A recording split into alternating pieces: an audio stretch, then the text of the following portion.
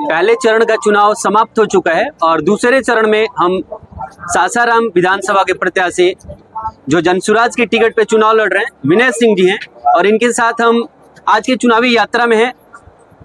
बातचीत करेंगे कि पहली बार चुनाव में आए हैं, पार्टी नहीं है, लोगों को इनका विजन पसंद आ रहा है, लेकिन वो विजन कितना वोट में तब्दील हो पाएगा।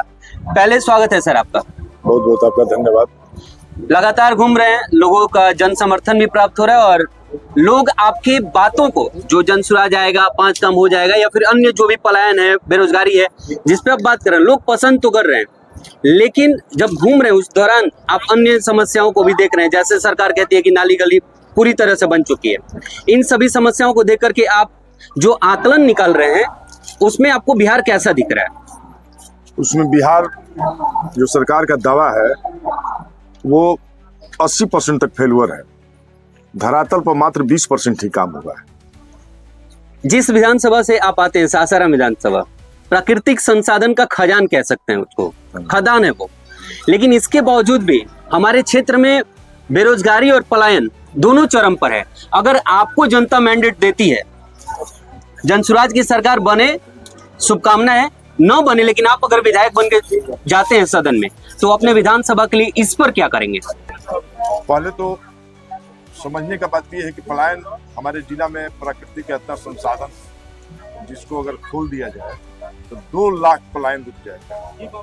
2 लाख आदमी जो हमारे जिला से बाहर जाके काम करते हैं वो रुक जाए। एक ही चीज है, वो है पहाड़, जो पूर्व की सरकार में चलती आ रही थी। नीतीश कुमार ने 10-12 सालों से पहाड़ को जो पूरी तरह बंद कर दिया, ये बहुत गलत हुआ। अच्छा, सरकार पहाड़ बंद कर दी, इसके पीछे उनकी ऐसी क्या मंशा रहेगी? क्योंकि कोई भी सरकार अपनी आलोचना तो चाहती नहीं है, फिर भी सरकार ने अगर ऐसा कदम उठाया तो क्यों उठाया होगा? राजनीतिक कारण, जैसे कि वहाँ एक मेडिकल कॉलेज है। मेडिकल कॉलेज भाजपा के बहुत बड़े नेता का है, ये आप भी जानते हैं, हम भी जानते हैं। मेन मकसद वही है पद का, और उसमें बड़े बड़े घरों के लड़के पढ़ते हैं, IAS IPS, बहुत बड़े बड़े राजनेता के लड़के उसमें मेडिकल करते हैं।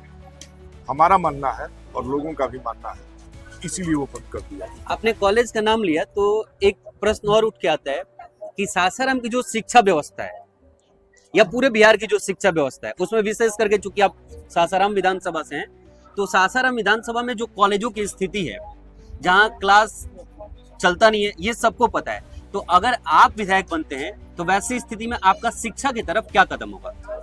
हमारे मैनिफेस्टो में है अच्छी शिक्षा व्यवस्था, उसको सुधार किया जाएगा।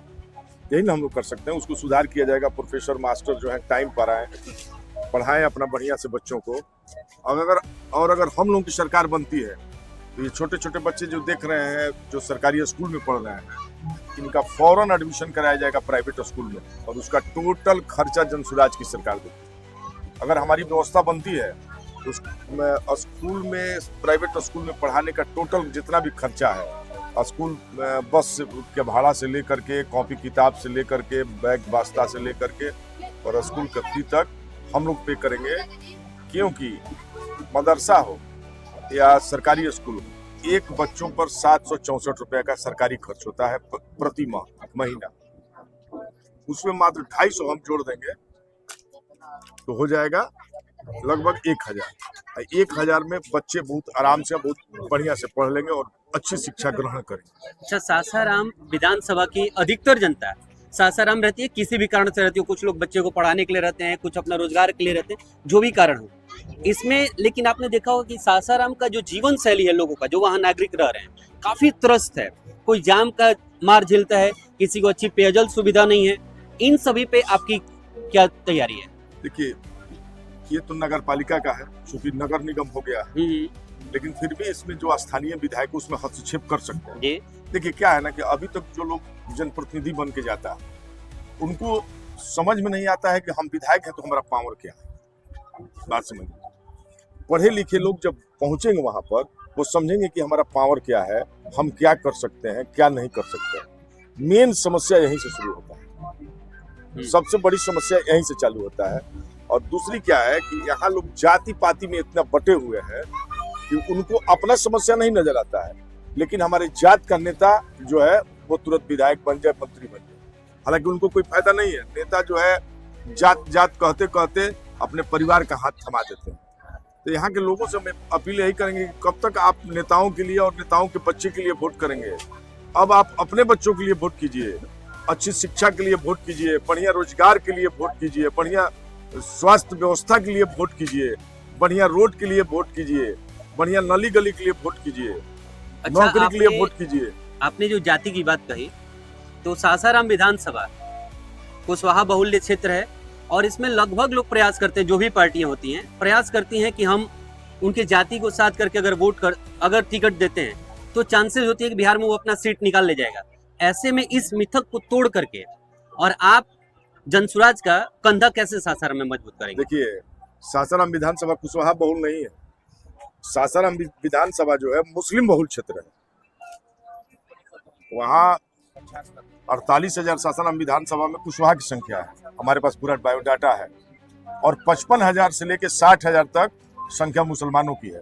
तो मुसलमान बहुल हुआ ना, कुशवाहा बहुल कहाँ होगा? अगर कुशवाहा बहुल रहता तो अशोक कुशवाहा जी चुनाव जीत गए होते कि नहीं जीत गए होते? जीते होते ना। ये आपको मैं बता दूं कि ये कुशवाहा बहुल नहीं है, ये मुसलमान बहुल है। मुसलमानों को आज तक आरजेडी ने वहां टिकट नहीं दिया। टिकट दिया होता तो मुसलमान वहां चुनाव जीतते। ये कुशवाहा बहुल नहीं है। कुशवाहा की संख्या वहां 48,000 है, मुसलमान की संख्या लगभग 60,000। हमारे साथ सासाराम विधानसभा कवरेज में विनय सिंह जी थे, जिन्होंने रोजगार, पलायन, सासाराम को जो प्राकृतिक संसाधन है, इन सभी विषयों पे अपनी बात रखी। साथ ही साथ कैसे जातीय मिथक को तोड़ते हुए जनसुराज को ये बढ़त देंगे, इस पर भी अपना इन्होंने विचार रखा। आप बाकी जनता मालिक होती है इस लोकतंत्र में, और वो कैसे किसको चुनती है वो जनता के मूड के ऊपर निर्भर करता है। बहुत बहुत धन्यवाद।